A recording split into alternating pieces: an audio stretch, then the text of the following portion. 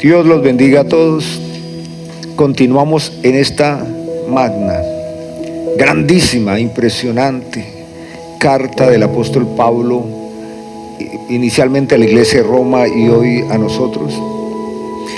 Y estamos recordando, afirmando aquellas doctrinas bíblicas que son fundamentales no solo para tener respuestas inteligentes sobre la vida, el sentido de la vida, sino que atienden a nuestras debilidades, porque cuando el fundamento es fuerte en nuestro corazón, las debilidades pierden poder en nosotros. Y nos encontramos en el capítulo 6 y hoy, a partir del versículo 15, con otra pregunta retórica y aún más desafiante. ¿Qué pues? ¿Pecaremos porque no estamos bajo la ley, sino bajo la gracia? En ninguna manera. Es categórica este cierre que hace Pablo. De ninguna manera. ¿No sabéis que si os sometéis a alguien como esclavo para obedecerle, sois esclavos de aquel a quien obedecéis, sea el pecado para muerte, o sea a la obediencia para justicia? Fíjese que una de las necesidades que aflora en el hombre, y sobre todo a temprana edad, es esta sensación de sentirse verdaderamente libre y poder tener la capacidad de expresarse o conducirse sin ninguna obligación, sin estar sometido a ninguna fuerza externa o a voluntad de otros o a ningún tipo de opresión. Así que el anhelo de libertad es legítimo en el hombre. Lo que sucede es que bajo la naturaleza caída, todo aquello que es legítimo se ha deteriorado. ¿Han ustedes escuchado el término concupiscencia? Lo relacionamos directamente con un pecado vergonzoso. Pero concupiscencia es en sí un deseo tan desbordado que obliga a la voluntad a inclinarse a todo aquello que inicialmente es natural, es legítimo o biológico, pero que por causa de la caída ha perdido su equilibrio y se desborda en contra del ser humano. Dígame usted si comer no es algo propio, legítimo, natural, provechoso, necesario. Sin embargo, las escrituras hablan de la glotonería como un pecado muy vergonzoso. Y así podríamos hablar de todas aquellas condiciones propias de nuestra existencia que inicialmente son legítimas, pero que por causa del pecado se han desbordado de manera tal y son tan insaciables, perturbando la conciencia, obligando al hombre, perdiendo su voluntad y enterrándolo en un pozo profundo de insatisfacción y de todo tipo de males. Así que siempre en el ser humano hay esa necesidad de sentirse libre, y se usa un término que ha sido juzgado en la filosofía histórica como la autonomía. ¿Ya han escuchado ustedes de autonomía? ¿Ha estado o ha participado de algún conversatorio o de alguna exposición donde le han ofrecido autonomía? Si ha sido así y le han ofrecido, temo decirle que ha hecho parte de una conversación fraudulenta, porque la autonomía no es posible para el ser humano. Este término de autonomía lo que significa es propio gobierno, la capacidad de uno autogobernarse. Y no es posible que el ser humano que se encuentra en las grandes urbes o en los lugares más lejanos, selváticos como desérticos, goce de autonomía. La autonomía no es posible para el ser humano. Y sin embargo, ese término se introduce en la mente del hombre es allá en el jardín del Edén, cuando la serpiente astuta, artimañosa, engañosa, distorsiona la verdadera libertad, hablándole de una autonomía, con que Dios ha dicho que no coman de esto. Ustedes son tan libres y capaces de tomar sus propias decisiones y de escoger el rumbo de sus vidas. Y es así como se continúa dando la discusión de la autonomía persiguiendo la libertad. Y es que la libertad tiene diferentes comprensiones. Libertad en la jurisprudencia, libertad en la psicología, en la clínica, libertad en la sociología. Cada uno da una interpretación de libertad. Es por eso que de vez en cuando sale en las noticias que un criminal muy aborrecible socialmente es absuelto, porque apelando a libertad y a la incapacidad también de la libertad, algunos abogados defienden y algunos jueces apoyan la idea de que algunas personas no gozan de libertad para tomar decisiones coherentes porque por razones de problemas mentales o de fármacos o falta de lucidez en algún momento, por cierta incapacidad, se vieron obligados o presionados al perder su libertad. Y de esa manera podría decir que este mundo está lleno de diferentes opiniones de qué es la libertad, pero el apóstol Pablo nos habla de una libertad y él introduce señalando con una pregunta si acaso nosotros tenemos libertad auténtica o no. Y él lo que está tratando es el tema de la ley, de lo cual venimos las semanas anteriores. Y recuerde que la ley de Dios es perfecta. Nunca el apóstol Pablo está juzgando la ley como un enemigo de nosotros, como un opresor de nosotros. Y sin embargo la ley de Dios tiene un oficio. Y sí, la ley nos condena por su naturaleza y por la nuestra, porque la ley nos muestra el carácter de Dios, nos muestra la gloria de Dios, la pureza de Dios, y desde nuestras inclinaciones nos confronta, nos juzga y nos condena, porque la ley muestra que ningún ser humano es tan piadoso como presume. Así que pues, le pregunta el apóstol Pablo a la iglesia que recibe esta carta: ¿pecaremos porque no estamos bajo la ley?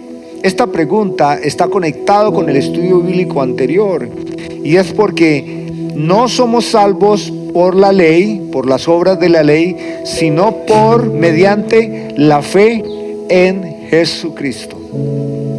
Somos salvos por gracia, como un regalo de Dios, mediante la fe en Jesucristo. Y quienes hemos estado en la clase de teología sistemática los miércoles tenemos más claro el concepto de la fe.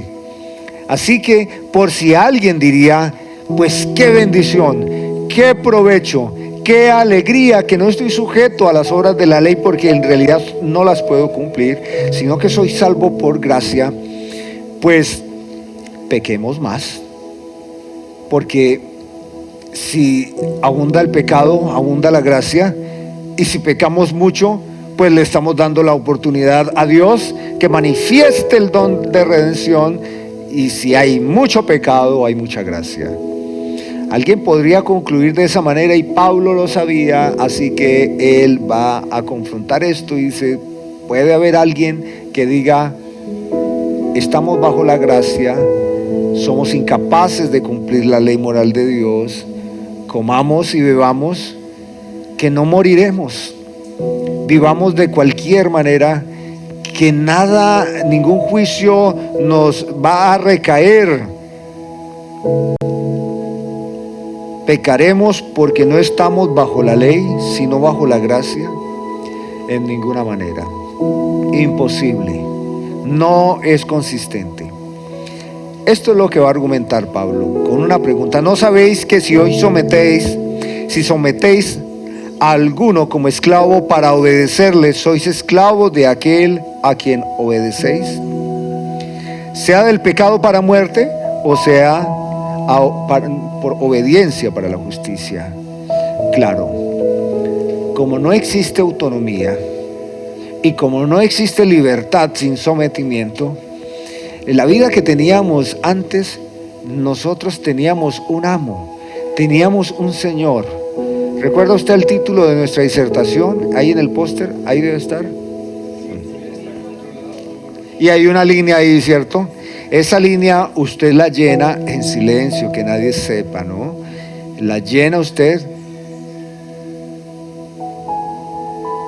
con ese tipo de inclinación, debilidades. Piense en esta semana. ¿Qué puede ser? Si nuestra vida está gobernada por necesidades, si nuestra vida está gobernada por afectos, si nuestra vida está gobernada por el materialismo, por lo que sea que esté gobernado, eso es nuestro amo. Por eso es muy importante pensarlo. ¿Cómo ha sido esta semana? ¿Dónde se ha visto la feroz batalla? Hay personas que son gobernadas por la tristeza, por la depresión. Hay personas que son gobernadas por la soberbia. Y podemos pensar siempre y tendemos a suponer pecados socialmente vergonzosos. ¿Cuáles son los socialmente vergonzosos? Dice la palabra de Dios. Los adulterios, las fornicaciones, los homicidios. Claro, porque eso tiene un impacto público social muy fuerte. ¿Ha escuchado de personas que han fallecido y después que fallecen han encontrado cantidades y cantidades de dinero ahorrado, billetes ahorrados que ya no sirven? Yo escuché eso hace muchos años de un hombre que fue muy mal padre, que fue muy mal esposo. Su familia la pasó muy mal con él y él mismo se cuidaba de cuidarse, de invertir en él, y se quejaba todo el tiempo. Iba a las iglesias y siempre haraposo, hablaba de sus necesidades, pero qué sorpresa, cuando murió encontraron cantidades de billetes de esos que ya no sirven. ¿Recuerdan los billetes de 500, de 200 pesos? Que ni servían y ya estaban corroídos. Y después de morir se hizo evidente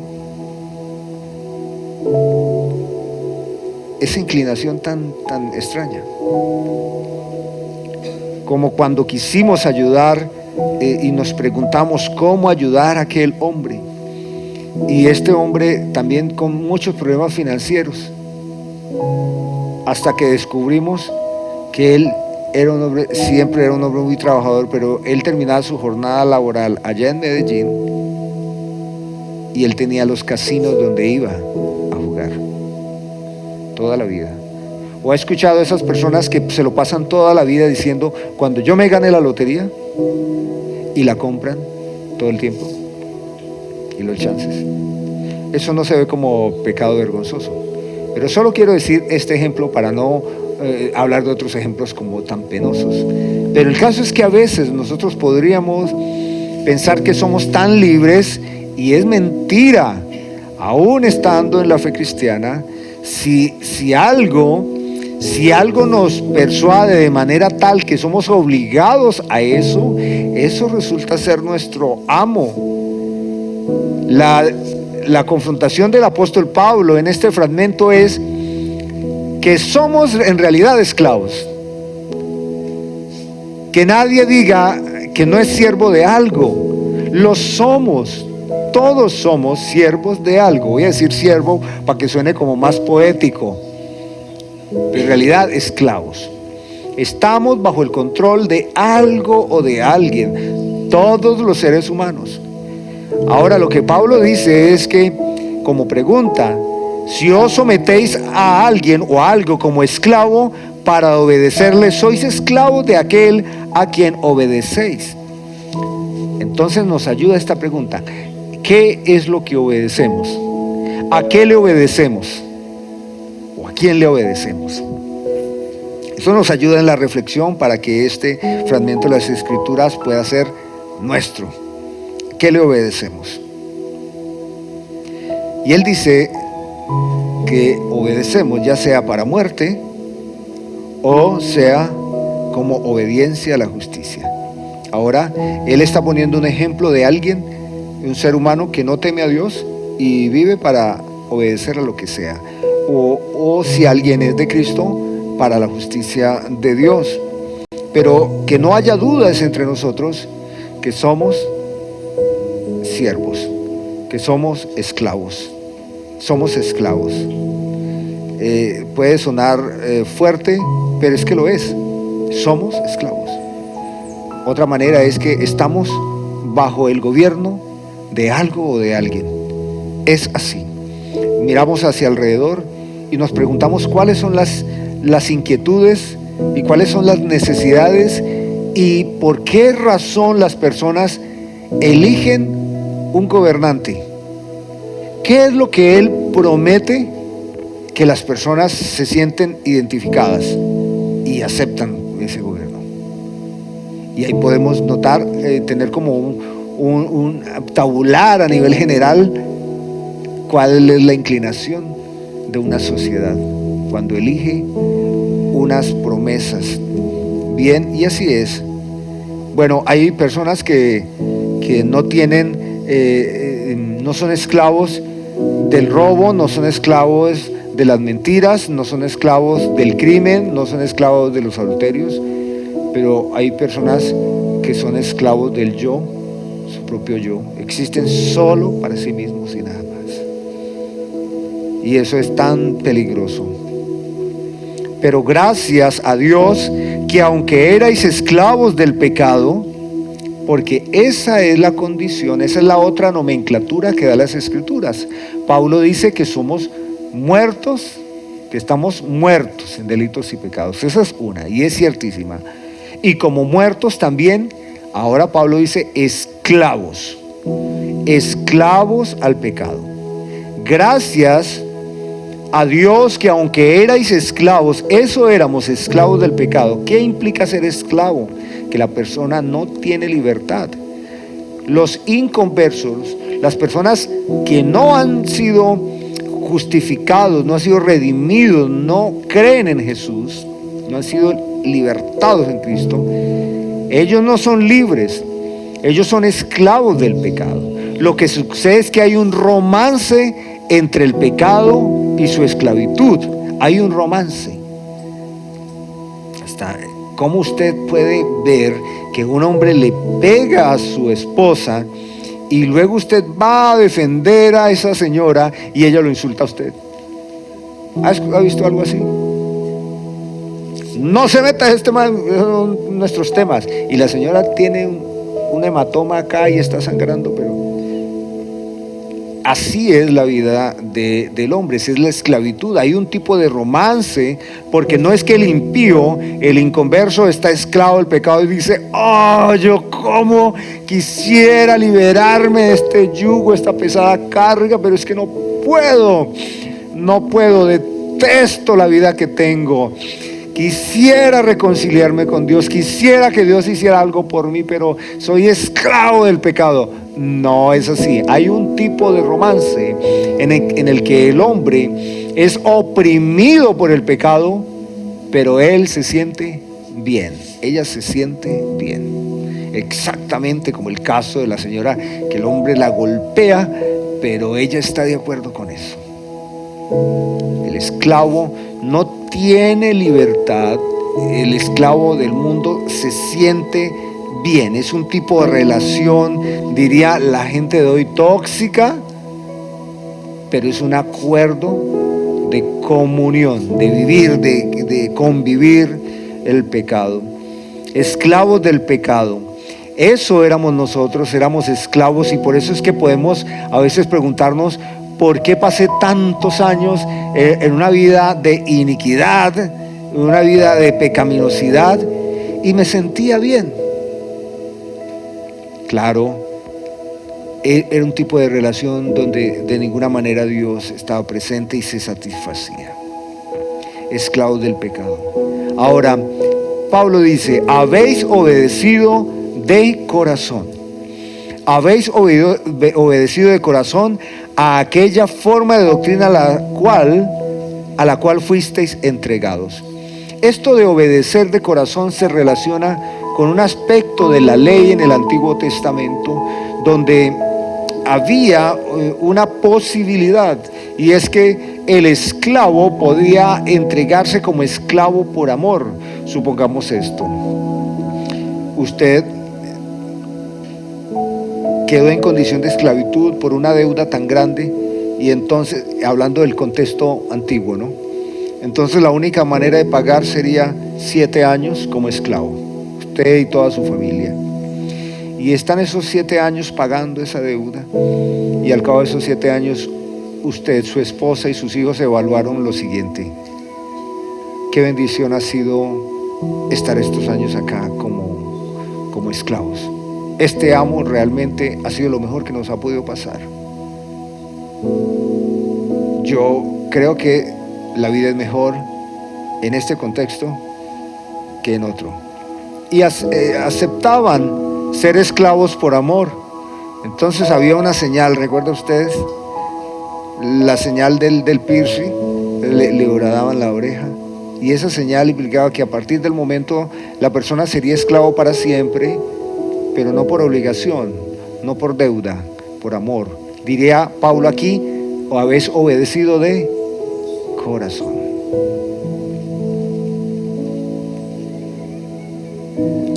Y hemos obedecido de corazón a aquella doctrina a la cual fuimos entregados y libertados del pecado.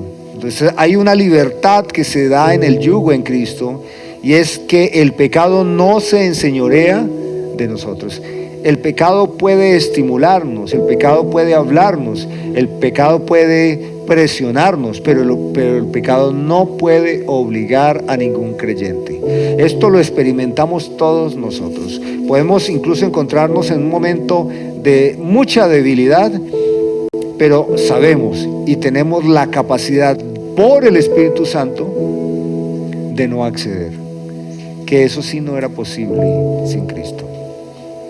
Y una de las razones es porque, en primer lugar, sin Cristo no tenía el hombre el Espíritu Santo que le redarguye de juicio, de justicia y de pecado.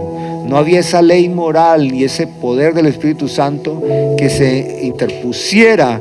Así que cada vez vemos que las personas hacen maldades y se sienten contentos, se sienten felices. Cuentan que hizo un negocio torcido y que ganó tanto y se sienten orgullosos. Ellos consideran que eso es ser inteligente, que eso es ser muy hábil, astuto, que eso es ser una persona aventajada. Así califica el ser humano sin Dios. Pero el que ha nacido de nuevo, el que es esclavo de Jesucristo de corazón, a esa doctrina de la salvación en Cristo Jesús, no tiene ese señor. El pecado no es señor sobre la persona. Lo he experimentado y ustedes también. Sea la situación que podamos enfrentar, si vamos de rodillas al Señor, si damos un giro a esa presión que pueda surgir en nosotros, obtenemos la victoria del Señor. Esto solo es posible por el poder del Espíritu Santo, que muestra en nosotros la libertad.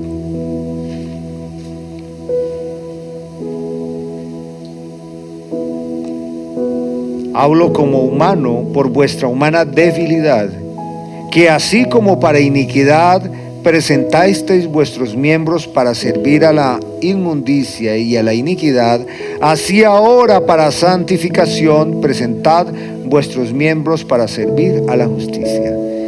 ¿Y qué estamos haciendo en esta mañana? Estamos presentando nuestros miembros para la santificación. ¿A qué se refiere con miembros? Nuestros sentidos. Nuestros sentidos. Cuando nos reunimos en la asamblea de los santos, estamos obligando nuestros sentidos a centrar nuestro pensamiento en el Señor, en la persona de Cristo. ¿Y cómo obligamos nuestros sentidos? Bueno, nos desconectamos de la internet porque no queremos que nos distraiga nada, porque estamos centrando nuestros pensamientos en la persona de Cristo, en la adoración, en la palabra. Nos preparamos el día antes, sábado, para que este sea un día de adoración al Señor, de comunión de los santos, porque sabemos que todo tipo de contratiempos puede surgir de manera inesperada como algo que se opone. Y de esa manera aligeramos nuestra voluntad para que nuestros miembros o nuestros sentidos estén atentos a la presencia de Dios, porque Dios hace presencia en ese lugar. Así que mientras el inconverso alimenta sus miembros o sus sentidos en todo tipo de entretenimiento, se siente satisfecho en eso, mientras Satanás le golpea, mientras el pecado le destruye, los cristianos presentamos nuestros cuerpos, nuestros miembros, como instrumentos vivos de santificación al Señor. Por eso el congregarnos tiene mucha importancia para nosotros. Los medios de gracia, la oración, la meditación de la palabra de Dios, el buen vínculo, el apropiado, respetuoso relacionarnos con los hermanos, la escucha respetuosa, el conversar la palabra de Dios, salmos, himnos, cánticos espirituales entre nosotros. Mire, hermanos, cuando públicamente decimos a la gente que somos cristianos, esto tiene mucho de fondo, porque estamos también diciendo a Dios, nos estamos recordando y al mundo que nosotros no somos esclavos del pecado, que hemos sido libertados y que esa libertad no implica que vivimos en anarquía. Es una libertad que recibimos siendo ahora esclavos también.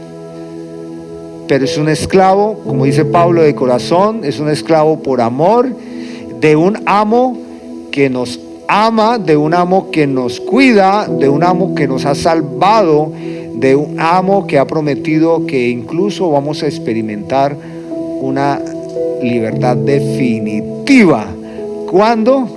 Cuando estos cuerpos se deshacen y Dios nos dé a nosotros unos cuerpos incorruptos, unos cuerpos glorificados, y ya no tengamos esas batallas con la debilidad. Eso va a suceder.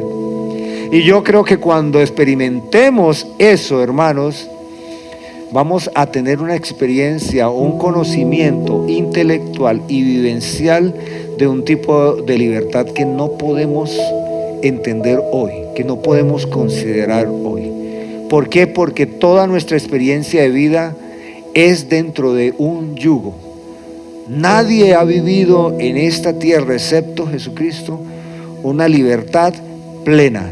Porque claro, Jesús es Dios encarnado, Dios humanado, pero Él no tuvo inclinaciones pecaminosas.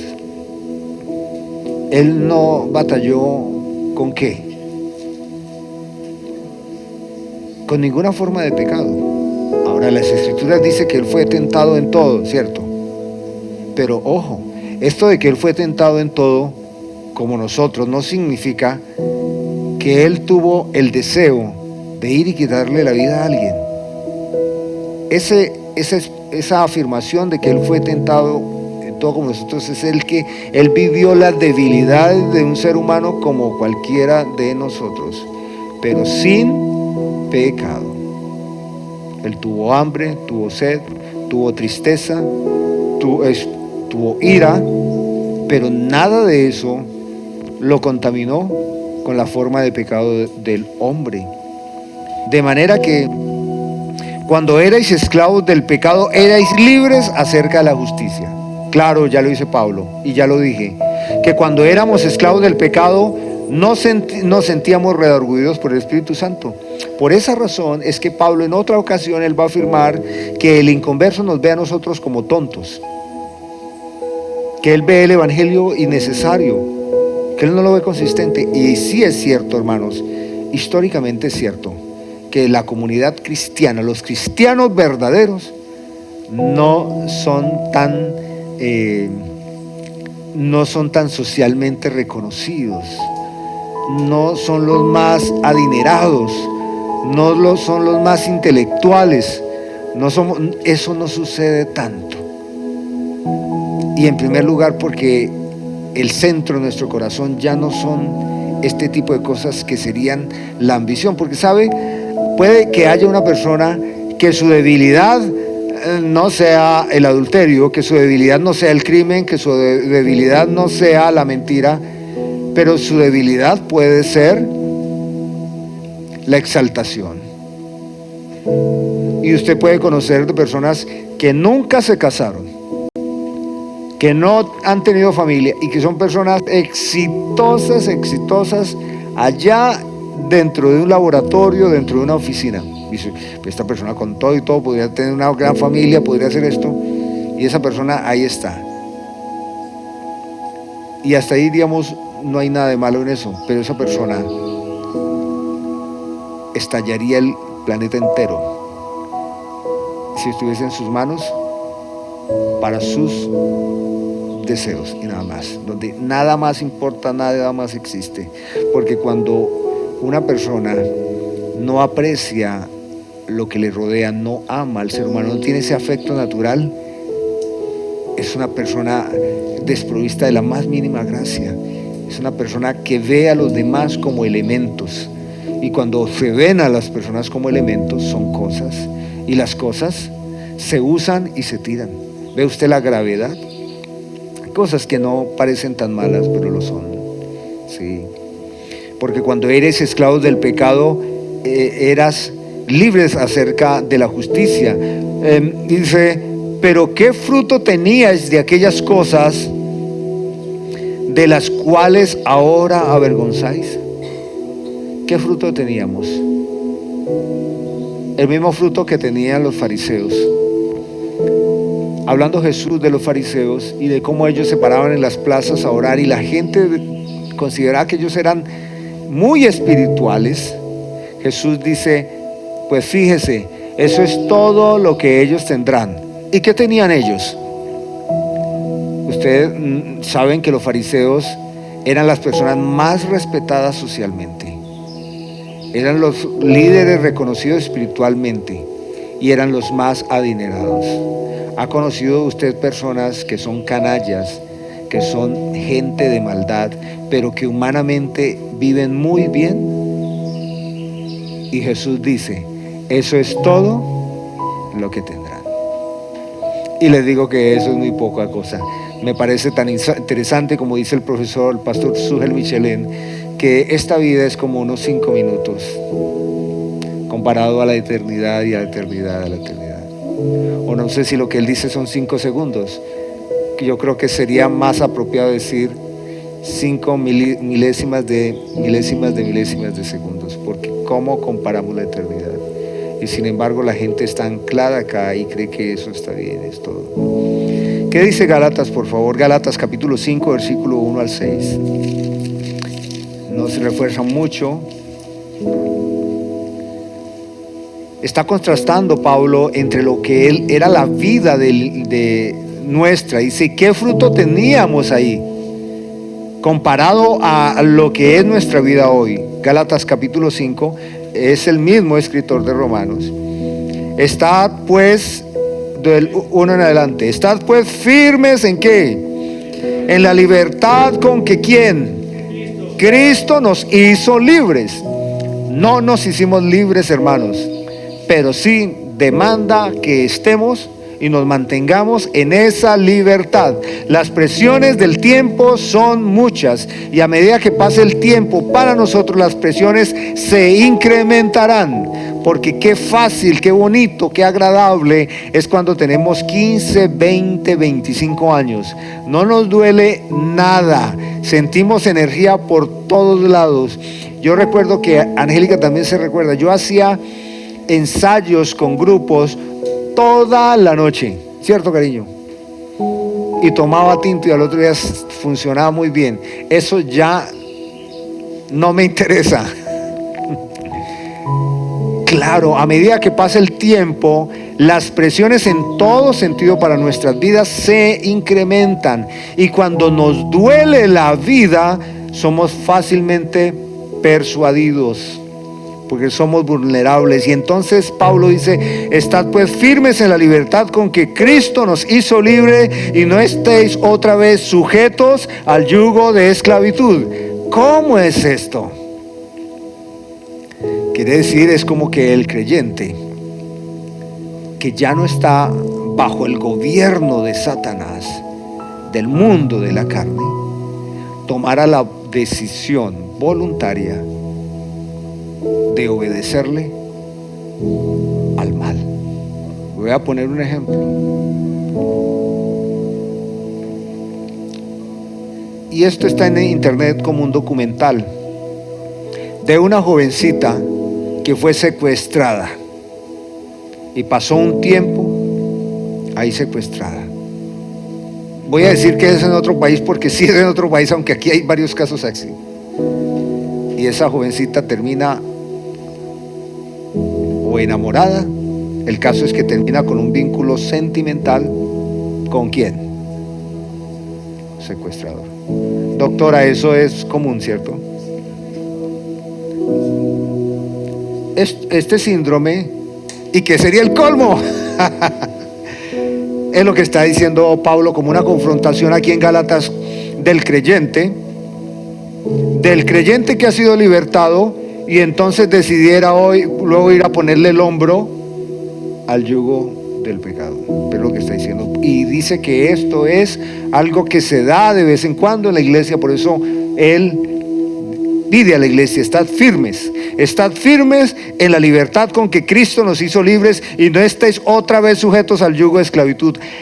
¿Qué nos dejó? Lo que está diciendo Pablo en Romanos es: ¿qué fruto nos dejó? ¿Qué ventajas tuvimos? ¿Qué podemos admirar de esa vieja vida como para que otra vez regresemos y de vez en cuando le obedezcamos a eso? Entonces, nos secuestró, nos mató, que dice acerca del mal, que el ladrón viene a robar, a matar y destruir, y nos ha hecho todo eso en la vida pasada, y de vez en cuando decimos: venga, vamos al que nos robó y que nos robe un poco más, el que nos mató, al que nos destruyó,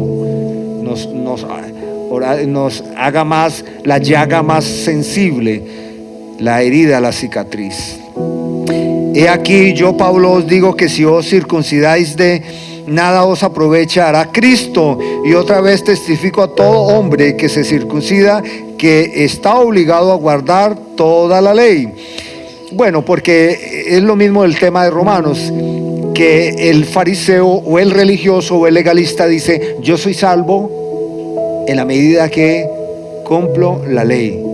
Ya Pablo ha argumentado por el Espíritu Santo que la ley de Dios nos muestra a Cristo, porque ella es tan perfecta y nosotros tan pecadores que no la podemos cumplir. Pero está aquel obstinado religioso que dice: no, yo la cumplo, porque yo guardo el sábado, yo la cumplo, yo no como animal con pezuña, yo la cumplo, doy diezmo de todo lo que gano, yo la cumplo, yo me visto de esta manera. Bueno, no es mi ejemplo, no me traía ahí, pero el legalista cree que por sus obras es justificado, y es lo que le está diciendo de aquellos creyentes que eran presionados para que volvieran a las ordenanzas de la ley. Así que ellos les decían: está bien, es posible que Cristo es el Hijo de Dios, pero esto no quita la obediencia a la ley. Así que la salvación sí puede ser en Cristo, pero mediante la obediencia a la ley. Por eso, hermanos, cuando miramos a la ley, al Antiguo Testamento, no la debemos despreciar. Pablo no la está despreciando, la debemos admirar, tanto como que Cristo la pudo cumplir. Él dijo: no he venido a abrogar la ley, no he venido a cumplirla, toda la ley.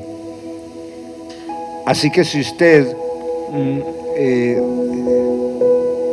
cumple algunos aspectos de la ley del Antiguo Testamento, lo hará como un acto de adoración, admiración al Señor, pero no pensando que podría ser justificado. De Cristo os desligasteis, los que por la ley os justificáis. Claro, lo que les contaba de aquella señorita que creció en el Evangelio y de repente con el tiempo me dice, como a sus casi 40 años, que ahora es judaizante y que ahora sí encontró el Evangelio verdadero. Pues Pablo le está diciendo a ella con dolor y asombro: de Cristo os desligasteis, los que por la ley os justificáis. De la gracia habéis caído, pues nosotros por el Espíritu aguardamos, porque la fe, la esperanza de la justicia, porque en Cristo Jesús ni la circuncisión vale algo, ni la incircuncisión, sino que, ¿qué es lo que vale? El estar firmes en Jesucristo, la fe que obra por el amor. Por el amor. Así que él va a tomar en el capítulo 7 va a hacer una analogía. ¿Qué es lo que hace Pablo? Hasta el día de hoy esto es así, que el matrimonio es un contrato civil y que las dos partes adquieren una escritura formal, solemne, en una notaría. ¿Es así o no es así? Esa notaría, que es un contrato solemne, no es consensual. Consensual es cuando se unen pero no hacen ese paso solemne. También ante la ley es un contrato válido, ¿no? Están los contratos consensuales de palabra y están los solemnes. Lo que está diciendo Pablo es que este contrato solemne del matrimonio implica una fidelidad moral y también del mismo contrato. Él está diciendo que si una mujer que tiene ese contrato matrimonial, que es hasta que la muerte los separe, que si ella se une con otro hombre, es como él lo está diciendo, ella incurre en una alteración de ese contrato. Ella adultera. También podríamos decir que si es un hombre en el caso tal, pues él es el que adultera. Pero Pablo dice, bajo ese contrato, si el esposo muere, él dice esto: la mujer queda libre de la ley. ¿De cuál ley? De las obligaciones que implican ese contrato solemne. Ahora Pablo no está cambiando de tema, ahora no está dando un curso matrimonial, sino que él usa uno de los contratos más solemnes y evidentes para decir que uno está bajo un yugo, o uno es siervo de algo, o uno está bajo un tipo de gobierno en caso tal. En este caso, el contrato matrimonial para esta pareja es la ley y la que los limita. Y no limitar, no hablamos en términos despectivo o malo, sino que reconoce lo que son. De esa manera, Pablo está usando esta analogía para hablar que cuando estábamos nosotros sin Cristo, estábamos bajo un yugo, y es el pecado. Pero hay otro caso, y es pensar en lo que leímos de Gálatas. El que considera que está bajo la ley de Dios, no la ley del mundo, ¿no? Porque aquí hay que diferenciar el gentil, que él decía, ni la ley de Moisés, nosotros con lo nuestro. El que está bajo la ley o que cree que por sus obras es justificado, él tendría que cumplirlas, pero no las puede cumplir. Pero el que está bajo el contrato del matrimonio como analogía y fallece su cónyuge, experimenta que a partir de ese momento pierde ese yugo, ese compromiso solemne, y que ahorita tendría la oportunidad, dice Pablo, es de unirse esta mujer a otro hombre y no incurriría en delito formal, moral y formal. Es el ejemplo que está usando el apóstol Pablo. Versículo 9 dice, yo sin la ley vivía en un tiempo, pero venido el mandamiento, el pecado revivió y yo morí. Esto lo va a decir y vamos a tratar un poquito más adelante la otra semana. Pero fíjese que mientras estábamos en la carne, las pasiones pecaminosas que eran por la ley obraban en nuestros miembros, llevando fruto para muerte. Pero ahora estamos libres de la ley. ¿De qué está afirmando Pablo? Uno lee aquí superficialmente y es como si la ley fuera un enemigo nuestro, ¿cierto? Nos dice, ahora estamos libres de la ley. Entiéndase, ahora estamos libres de la sentencia de la ley. ¿Qué decía la sentencia? El que haga esto, el que cumpla esto lo decía Dios mismo en Deuteronomio, lo vamos a leer mucho, cuando Dios establece por medio de Moisés todas las demandas, y si haces esto, por esto viviréis, y si no cumplís mis mandatos, moriréis. Dios dice, si me obedecéis y obedecéis mis mandamientos, os bendeciré. Pero si no cumplís mis mandatos, os entregaré a vuestros adversarios. Esas eran las condiciones de la ley. Y cuando Pablo está diciendo que cuando estábamos en la carne, las pasiones pecaminosas que eran por la ley, obraban en nuestros miembros llevando fruto para muerte. O sea, la ley confrontaba que siempre estábamos pecando. La ley, como un espejo, nos estaba mostrando siempre nuestra condición de muerte. Pero ahora estamos libres de la ley. Ahora, entiéndase esto, ahora estamos libres de la sentencia de la ley. Ahora la ley perfecta de Dios, no nos muestra que nosotros lo hacemos bien, ni la ley se para frente a nosotros como un fiscal señalándonos nuestros delitos. ¿Por qué estamos libres de la ley? Porque los requerimientos de la ley se satisfacieron ¿en quién? En Cristo.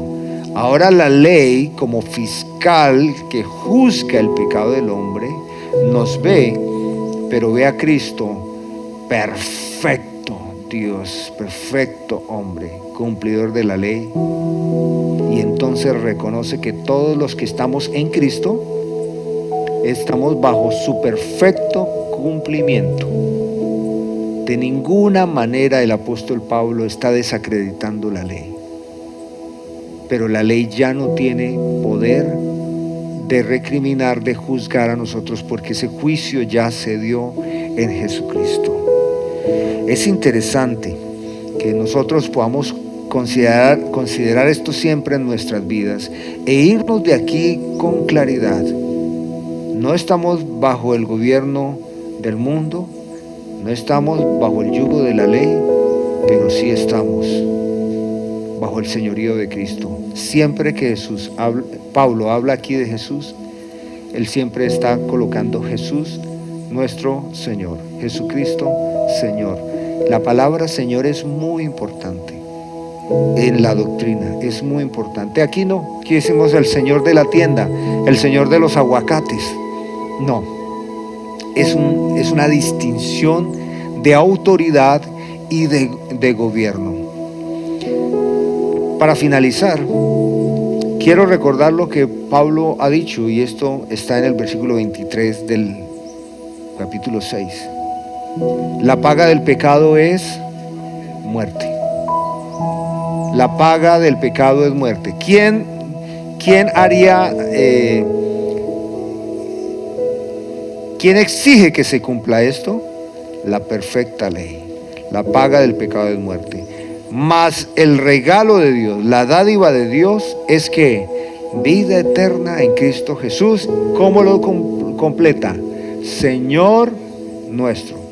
Aunque este texto lo utilizamos a menudo para hablarle al inconverso, lo cierto es que Pablo está diciendo esto a los creyentes. Él está diciendo que el fraude, el pago precario y vergonzoso del pecado es la muerte. El pecado es tan grave que la única manera de cubrirlo es la muerte. ¿Quién murió? Cristo. ¿Quién resucitó? Cristo. Entonces Él es la dádiva, Él es el regalo, y es el regalo de Dios. ¿Y qué ofrece al hombre? Vida eterna. Vida eterna. Vamos a finalizar con Colosenses capítulo 3, versículos 5 al 11.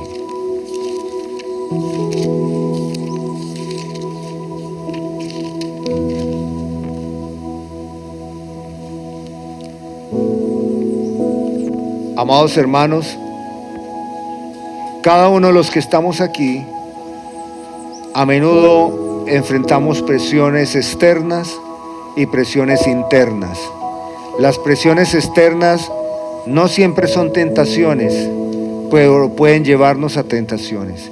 El estrés del tiempo, las dificultades del momento, eso pueden ser presiones externas. Presiones internas, a veces no surgen como pecados, a veces las presiones internas se ven como necesidades, como fragilidad. Pero lo que debemos recordarnos en esta mañana es que este fragmento del apóstol Pablo nos está inclinando a la santificación, porque es siempre posible para el creyente y solo para el creyente. La santificación. ¿Cómo? Capítulo 3, versículo 5 de Colosenses. Haced morir pues lo terrenal en vosotros. Haced morir lo terrenal entre vosotros. De aquí se podría sacar una serie de muchas predicaciones. Porque si algo vemos es que todo lo que nos rodea nos impulsa a aflorar en nuestro interior lo terrenal. Nos impulsa a aflorar lo terrenal. Como dije hace un momento, hay presiones externas que no necesariamente tienen apariencia de pecado.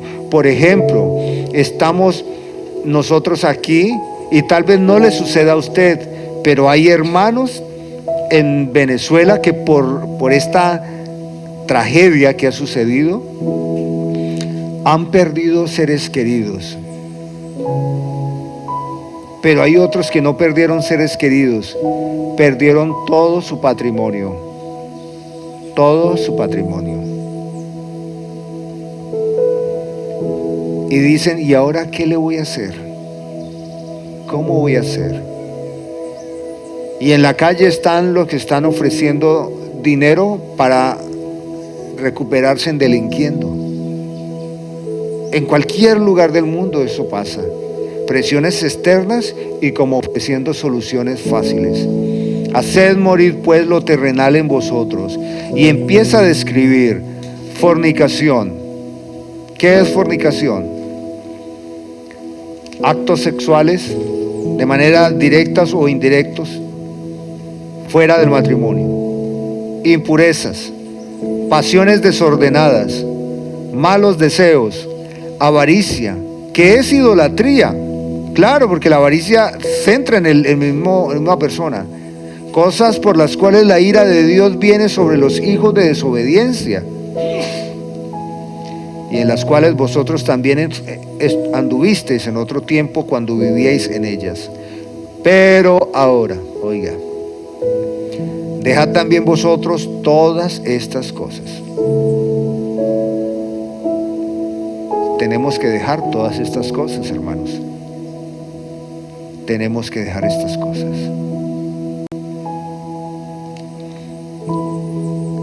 Ira,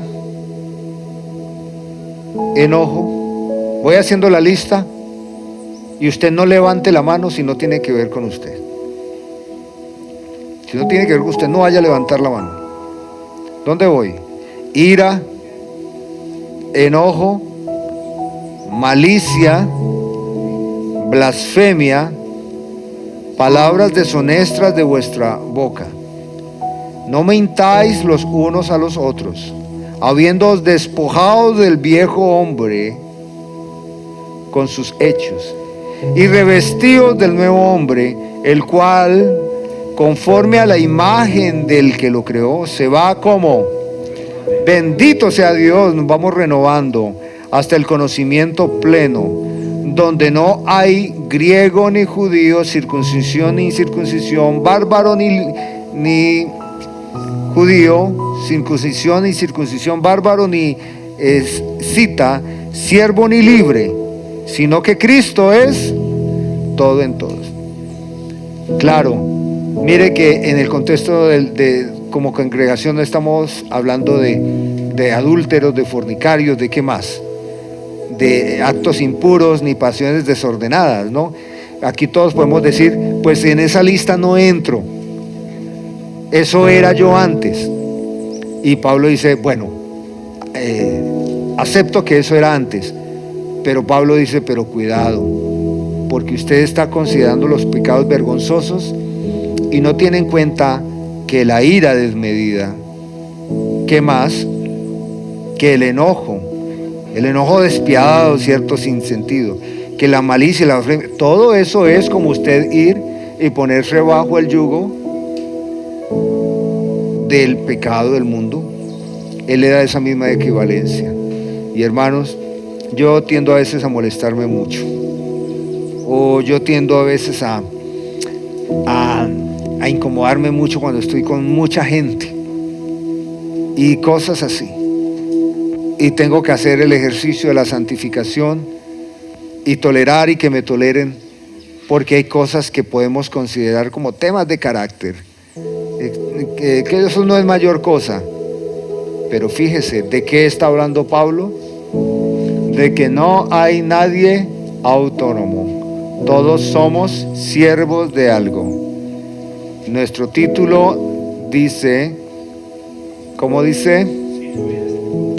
Si tu vida está controlada por la ira, si está controlada por el enojo, si está controlado por la mentira o por palabras deshonestas, dice, entonces Él es tu amo, es tu amo. Ahora, hermanos, si nuestra vida está controlada por la palabra de Dios, ¿quién es nuestro amo? El Señor Jesucristo. Y la palabra se hizo carne y habitó entre nosotros. Hemos visto su gloria, la gloria del Hijo unigénito de Dios. Por eso el énfasis en las Escrituras es muy importante. Dedíquele menos tiempo a los ambientes externos y más espacio a la palabra de Dios esta semana. Porque cuando decimos que somos cristianos, estamos diciendo que somos siervos de Jesucristo. Aquí estamos, Padre, en esta mañana.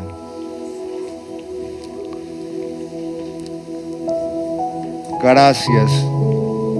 Tú nos has libertado de las cadenas de opresión del maligno y todas las ataduras, toda la esclavitud, los vicios, las inclinaciones de nuestra carne, y nos diste a tu Espíritu Santo como el poder glorioso que testifica en nosotros que somos de Jesucristo. Gracias, Señor, porque nos has libertado. Te pido que en el transcurso de esta semana, cada uno de mis hermanos aquí presentes y yo podamos tener esa bonita experiencia de no estar bajo o no tomar de nuevo o darle autoridad al yugo del pecado y la esclavitud. Y claramente tu Espíritu Santo nos advierte cuando algo es pecaminoso y somos responsables. Nos afirmamos en esta mañana en ti, Señor, en tu palabra. Reconocemos que tu palabra es verdad. Y qué bueno, Señor, ser esclavos por amor, de corazón, tuyo, Jesucristo. Ahí estamos seguros. Nos encomendamos a ti en esta mañana y para toda esta semana, en el nombre de Cristo Jesús, nuestro Señor.